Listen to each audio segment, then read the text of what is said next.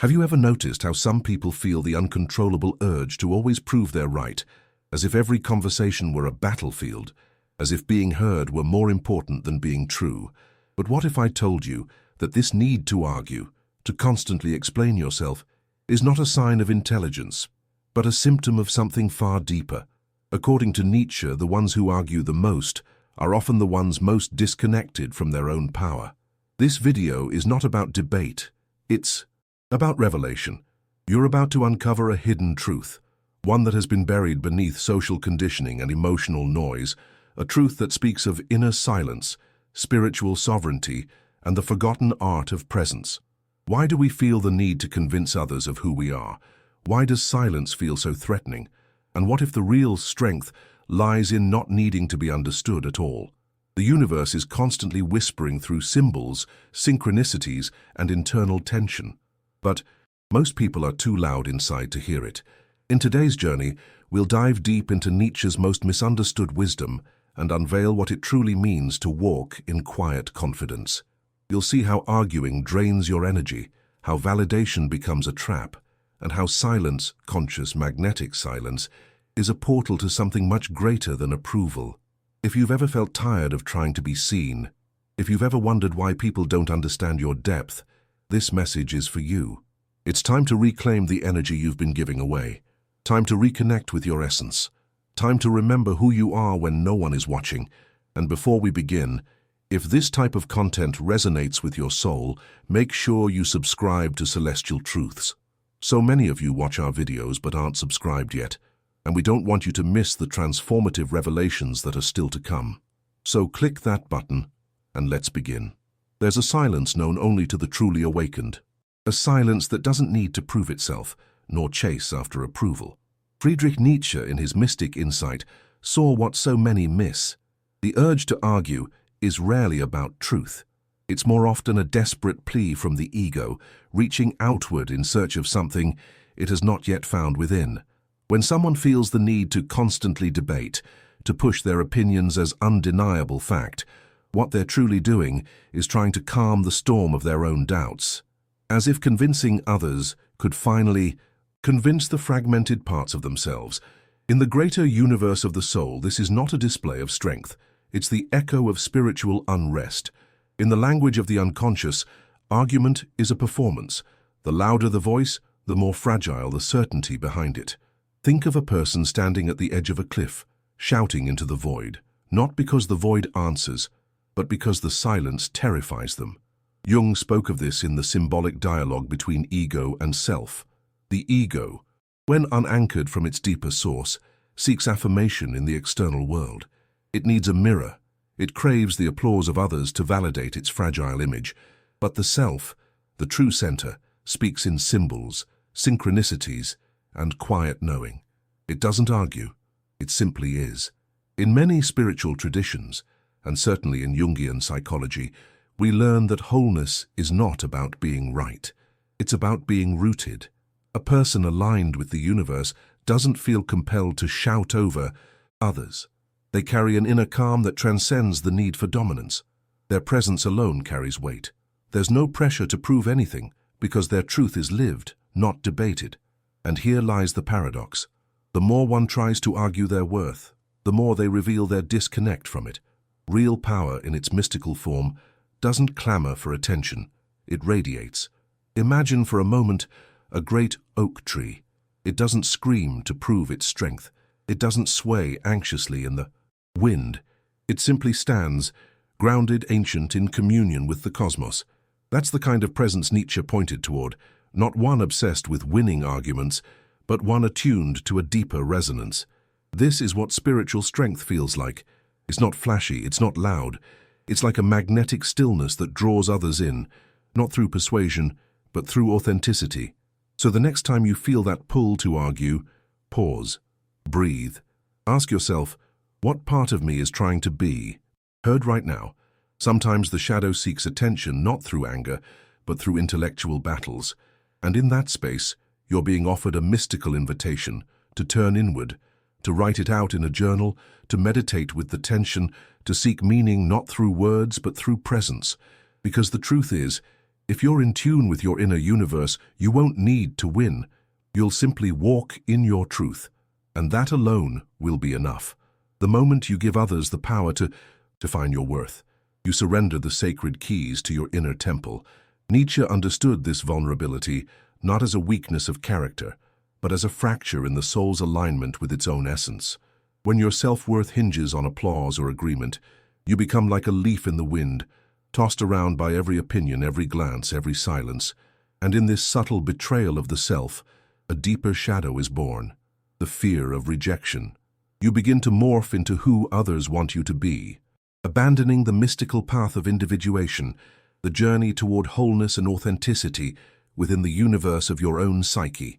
In the mystical tradition, true power cannot be borrowed. It must be claimed from within. But external validation tricks us into believing that we must earn love, earn value, earn a place in the world. It's a false contract with the ego. I'll be enough if they approve of me. And so the spiritual seeker becomes a performer, hiding their truth behind masks, afraid that authenticity might cost them connection. Jung would call this the dance with the persona, the curated identity we present to the world, while our deeper self remains silenced in the shadows. The universe, however, speaks not to the mask, but to the soul beneath it. This hunger for validation keeps us spiritually malnourished. It makes us hyper-attuned to the expectations of others, yet deaf to the inner whispers of our own intuition. You begin to compromise, to shrink, to play roles that don't belong to you, just to maintain the illusion of harmony. But that harmony is brittle, it's fragile, it doesn't grow roots. And over time, the soul aches, because it knows when it's not being lived fully. In a universe built on energy and resonance, pretending is an act of dissonance. It severs us from our own frequency. But here's the alchemical truth. The approval you seek from others is often a reflection of the approval you withhold from yourself. It's not about them. It never was. The spiritual journey is about remembering who you are before the world told you who to be. Validation must rise like a flame from within, not as arrogance, but as remembrance, as the realization that your essence is inherently worthy, even when unseen, even when unrecognized. The cosmos doesn't need permission to shine, neither do you. And so the disciple learns. To reclaim your power is to reclaim your voice, your choices, your truth. Begin by noticing where you bend yourself to. Fit into someone else's mold. Then ask, what parts of me are yearning to breathe again? Let the dream realm show you. Let the journal hold your raw, unfiltered self. Let silence be your teacher, because when you begin to validate yourself, truly, deeply, mystically, the opinions of others become like passing clouds, seen perhaps, but no longer worshipped. There is a quiet kind of power that doesn't seek applause. It simply exists, unwavering, like the mountains or the stars. Nietzsche spoke of this power not as something to be proven, but as something to be lived. Real strength, he believed, flows from the one who no longer needs to convince. Like a tree rooted deeply in the earth, it does not need to explain why it stands. It just does, aligned with the universe in harmony with its own design. In this space of spiritual grounding, the soul no longer stretches outward for validation. It draws from the sacred wellspring within. To validate yourself is to remember what the world often teaches you to forget, that you were already enough. Long before the conditioning, the criticism, the masks, you were whole. The mystical journey is not about becoming someone else, but about shedding the illusions that tell you you're lacking. In Jungian terms, this is the process of individuation, integrating all aspects of the psyche into a unified self. When you validate yourself, you reclaim every exiled part of your being and bring it back into the light of consciousness. There, in that sacred reunion, strength is reborn. This strength doesn't shout, it doesn't boast. It moves through the world like a calm tide, consistent, magnetic, unbothered by the surface storms. It's not arrogant, but certain, not rigid, but grounded. And the beauty is, it can't be taken away because it was never given by someone else. It's spiritual sovereignty, the kind of presence that turns silence into a statement and stillness into command. In a universe ruled by frequency, this self-validating energy becomes your resonance. It draws the right people, opportunities and synchronicities not through force, but through alignment. And yet, society teaches us the opposite, that we must chase approval, climb over others, and prove ourselves endlessly. But the mystic knows better. The mystic retreats inward, listens to the rhythm of their own heart, and dares to trust it. That's what makes self-validation so radical. It defies the noise of the world and follows the whisper of the soul. It's a spiritual rebellion, quiet, steady, undeniable. And in that inner stillness you begin to sense your own divinity. You begin to understand that your value is not conditional, it is cosmic. So what does self-validation look like in practice? It's writing what you really feel even if no one else reads it. It's walking your truth even when it's lonely. It's trusting your intuition over popular opinion. It's saying no when your soul says no. And it's finding comfort not in being seen but in being true. Because when you validate yourself deeply, consistently, mystically, you become unshakable. And from that place, the next layer of truth begins to emerge. Many confuse strength with control, with the ability to dominate others, to win arguments, to lead from the outside. But Nietzsche, in his visionary wisdom, saw power not as something that moves outward, but as something that rises inward. The will to power, he described, is not about controlling the external world, it's about mastering the inner one. It's the force that urges the soul to evolve, to expand, to overcome itself. It's the fire of transformation that pushes us toward becoming who we truly are, no matter how much noise the world throws at us. This internal power is deeply mystical. It speaks in symbols and challenges. You feel it when you face your fears and still choose to move forward. You feel it when you fall into despair, but emerge with new eyes. It's not about applause, it's about alignment. Carl Jung spoke of this as the process of individuation, the sacred unfolding of the psyche as it integrates all its fragmented parts. The will to power is the pulse of that journey. It whispers through dreams, through shadow work, through the aching desire to live a life that actually feels like yours. When your will is turned inward, the universe begins to respond in mysterious ways. You stop seeking control and start seeking clarity. You stop needing to be right and start needing to be real. And in that sacred turning inward, the dynamics shift. No longer are you reacting to the world, you are creating from within. You move through life not as a reactor, but as a conscious co-creator. The will to power, in this spiritual sense, is a sacred fuel.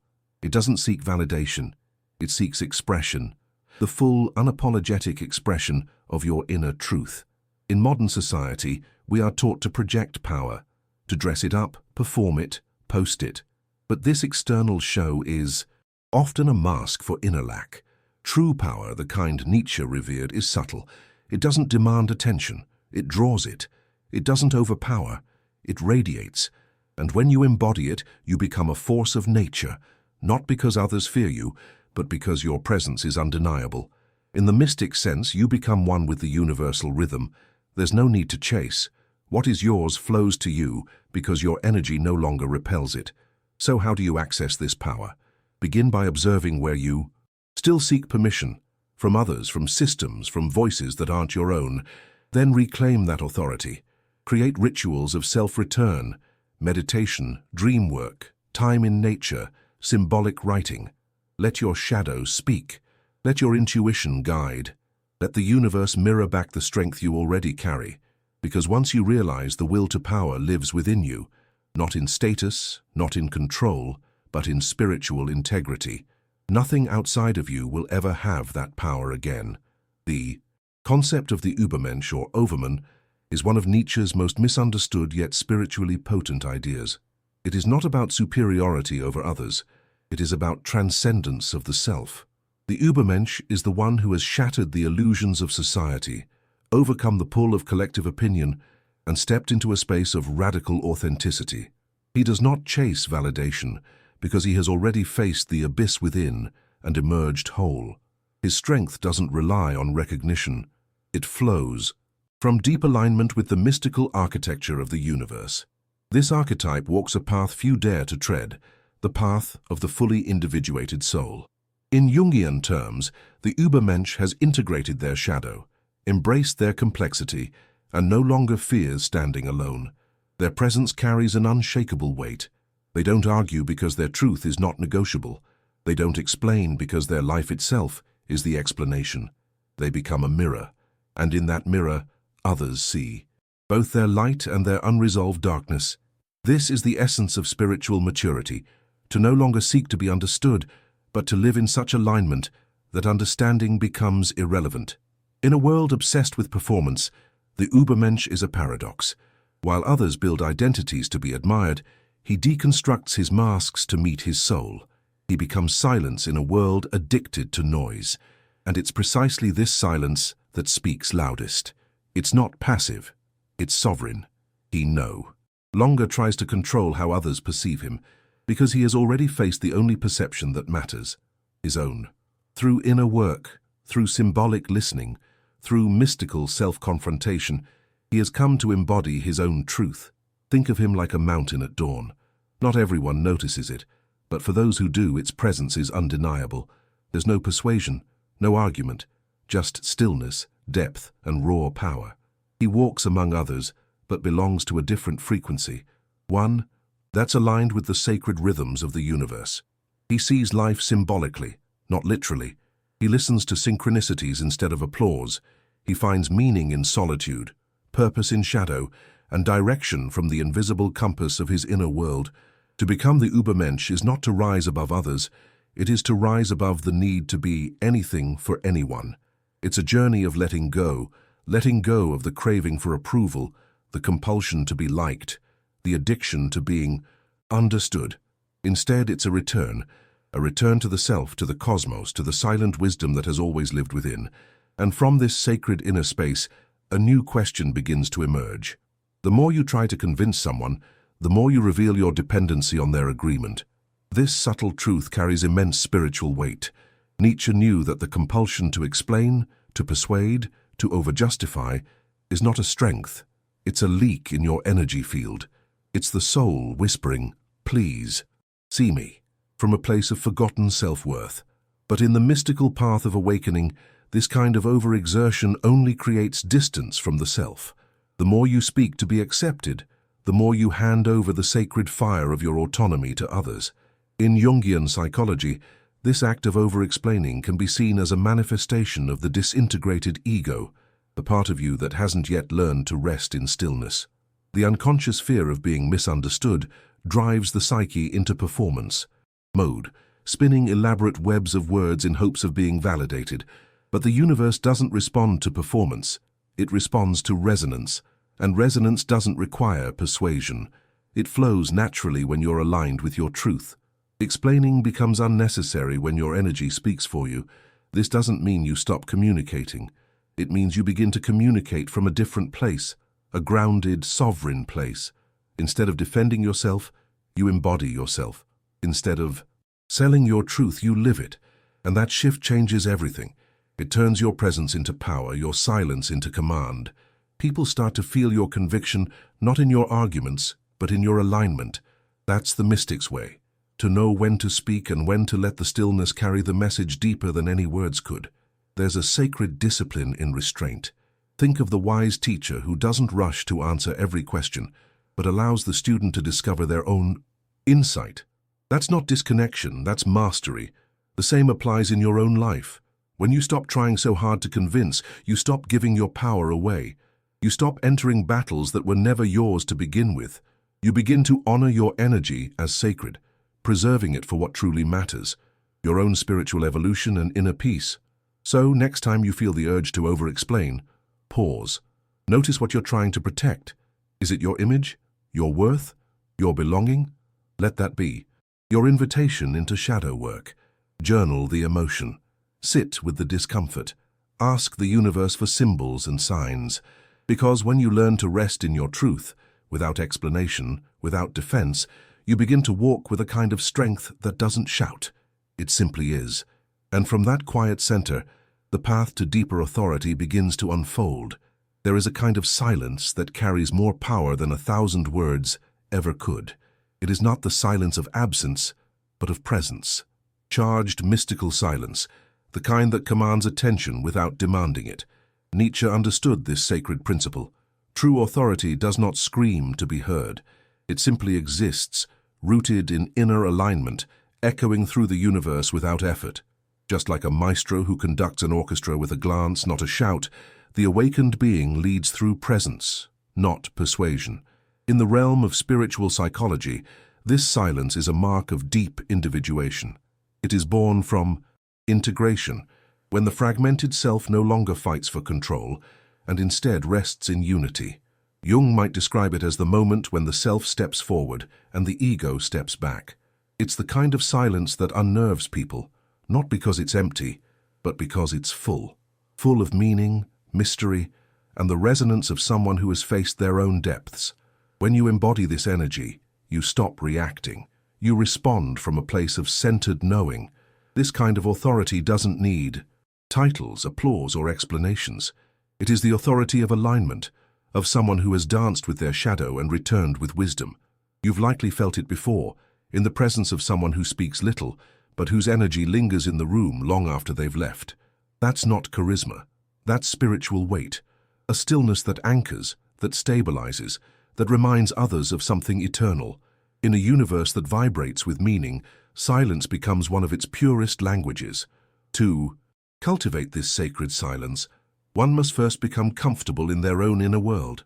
It's in the quiet moments, in meditation, under the stars, through symbolic dreams, that your authority is born. You begin to notice how much you used to speak just to fill space. You realize that silence is not weakness, it's refinement. It's choosing your energy over reaction. It's being so attuned to the mystic flow of the universe that you no longer need to interrupt it with noise. And so, the seeker begins to shift. They start honoring the pause. They choose presence over performance. They speak less, but when they do, their words carry weight. This is not withdrawal, it's ascension. It's the return of the authentic voice, no longer tethered to the need for recognition. And from within this sacred stillness, a new invitation begins to rise. In a world addicted to noise, the one who masters silence becomes a rare kind of mystic. This silence isn't about absence or avoidance. It's about presence. Conscious silence is an act of self-trust. It says, I no longer need to prove who I am because I know who I am. And in that knowing, confidence is born, not the brittle confidence built on status or comparison, but a deep, cosmic assurance, the kind that radiates from the soul. Nietzsche recognized that the greatest strength is often invisible. It lives in restraint, in composure, in the quiet refusal to abandon oneself just to be heard. When you begin to honor your silence, you start moving through life differently. You don't rush to explain. You don't panic when misunderstood. You observe. You listen to the unseen forces, the intuition, the symbols, the universe speaking softly through coincidence and contrast. Jung would call this listening to the self. It is a sacred practice. It requires courage to sit with discomfort without reacting, to let your inner voice rise above the noise. This is where true self-confidence takes root, in the fertile soil of reflection, not reaction. The mystic knows silence is not a void. It is a vessel, a sacred space where meaning can emerge.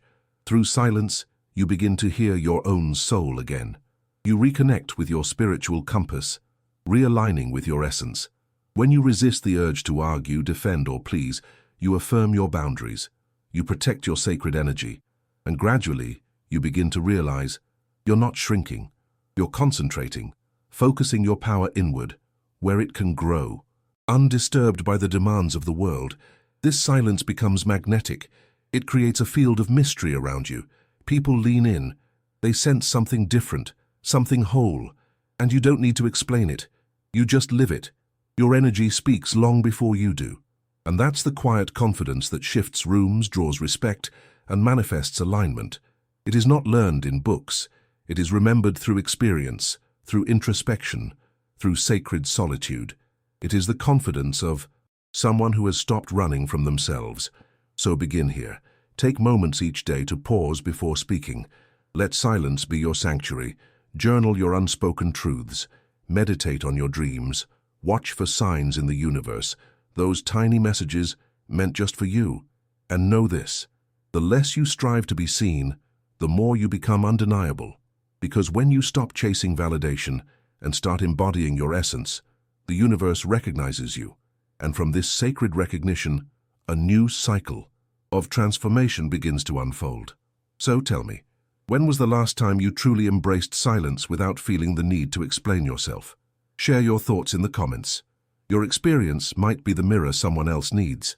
If this message stirred something within you, don't forget to subscribe to Celestial Truths and activate notifications. That's how you make sure you won't miss the next wave of inner revelations.